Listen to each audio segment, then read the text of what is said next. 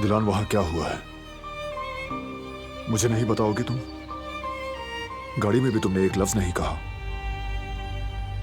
मसला क्या है आखिर? कोई मसला नहीं। उस औरत ने कुछ कहा है ना? क्या हुआ तुम दोनों के बीच? नहीं तो क्या हो सकता है आखिर?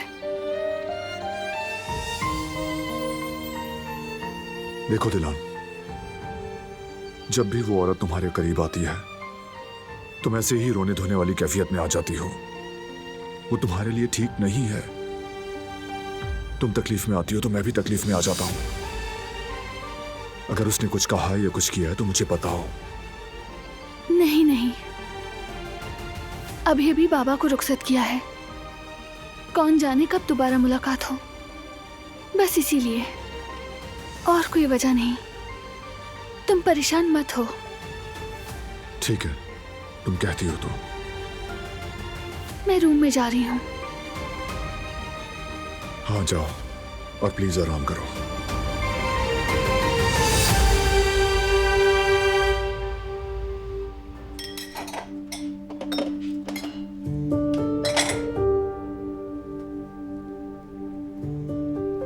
आप बेहतर जानते होंगे इसकी क्या कीमत होगी। बहुत कीमती है ये। कारा भी हो गई, फिर भी वही काम कर रही हूँ।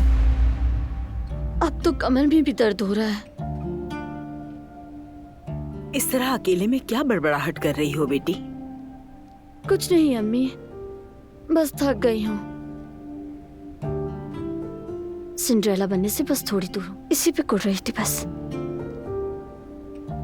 मेरी प्यारी गुल, देखो, माओ की एक नजर ही औलाद को भांपने के लिए काफी होती है। औलाद किस हाल में है, माँ की ममता एक नजर में ही समझ जाती है। आजकल तुम्हारे अंदर कुछ अलग ही चल रहा है। मुझे बताओ बेटी, क्या बात है? नहीं नहीं, कुछ नहीं अम्मी, क्या हो सकता है आखिर? सब ठीक है अल्हम्दुलिल्लाह। वैसे तुमसे एक बात पूछनी है मैंने।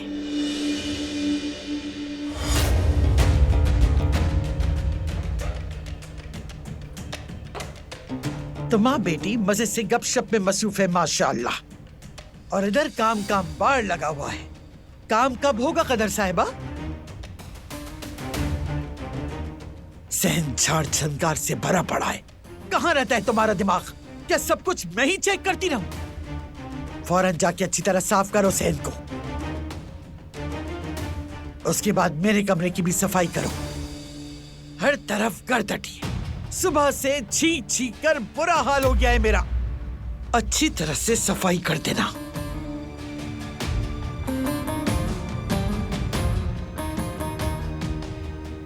हम लाउंज में बैठे हुए, चाय लेकर आओ।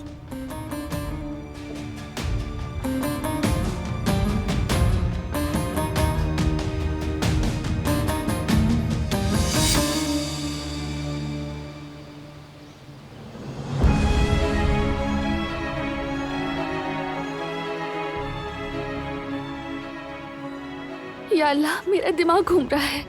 ये क्या था अभी? अम्मी का लॉकेट सबीहा के पास क्या कर रहा है? नहीं नहीं, हरगिज नहीं। शायद ये इत्तेफाक भी हो सकता है। हो सकता है, क्यों नहीं हो सकता? उनसे सवाल क्यों नहीं किया? मैंने क्यों नहीं पूछा उनसे? क्यों यूं ही गुमसुम रह गई?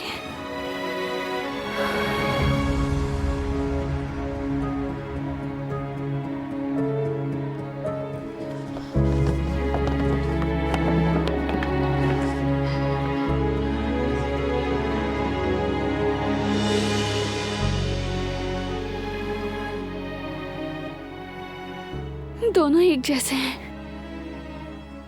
ये नहीं हो सकता, मुमकिन ही नहीं।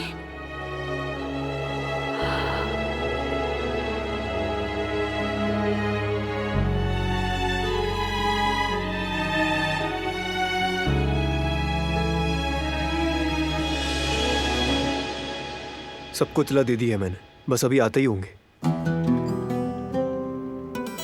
मुझे मालूम है बेटा, यह फैसला तुम्हारे लिए आसान नहीं था, मगर तुमने बिल्कुल दुरुस्त कदम उठाया।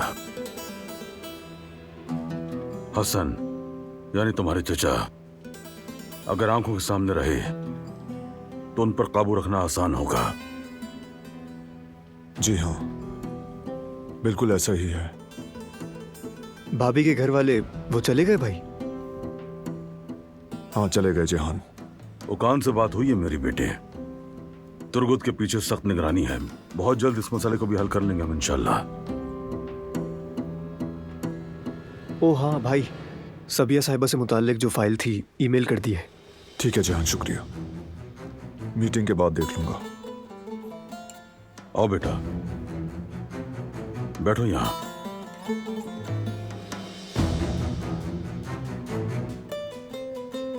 आपस के इख्तलाफात को खत्म कर दो।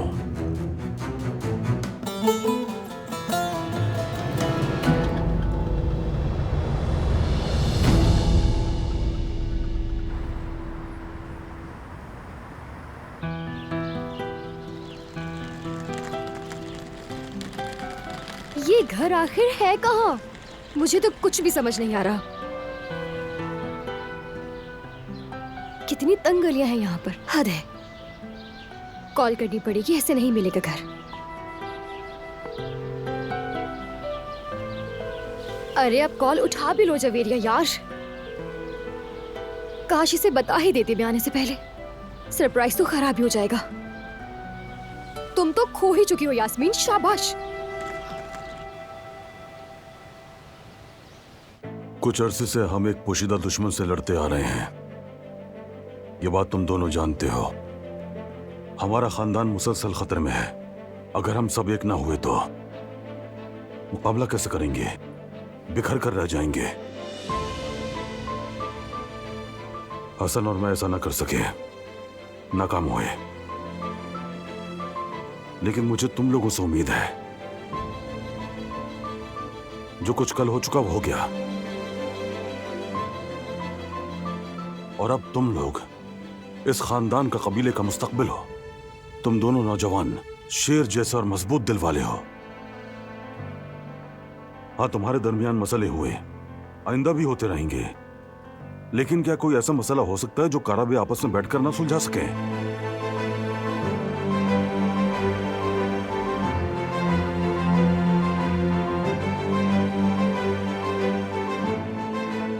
बारान,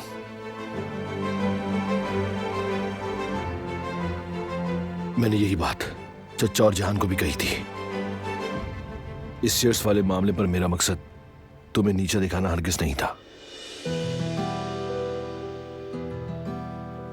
मैं खुद को इस खानदान का जिम्मेदार फर्द महसूस करवाना चाहता हूं। मैं बस चाहता हूं कि मेरी बात भी सुनी जाए।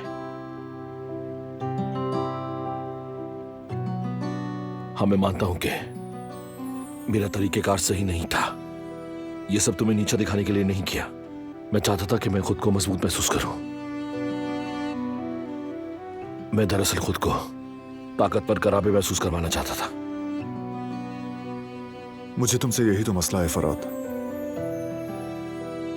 तुम ताकत के पीछे पड़कर अक्सर गलत रास्ता अख्तियार करते हो। पहले भी तुम्हारी लालच की वजह से कई बार मसाइल पैदा हो चुके हैं। शेयर्स वाले मामले में मेरा रवैया इसीलिए सख्त था। तुम काराबे की ताकत को समझने के बजाय इसे काबू करना चाहते हो, क्योंकि हमें काराबे बनाने वाली चीज हमारे दरमियान इत्तेहाद है, मिलकर एक होना है।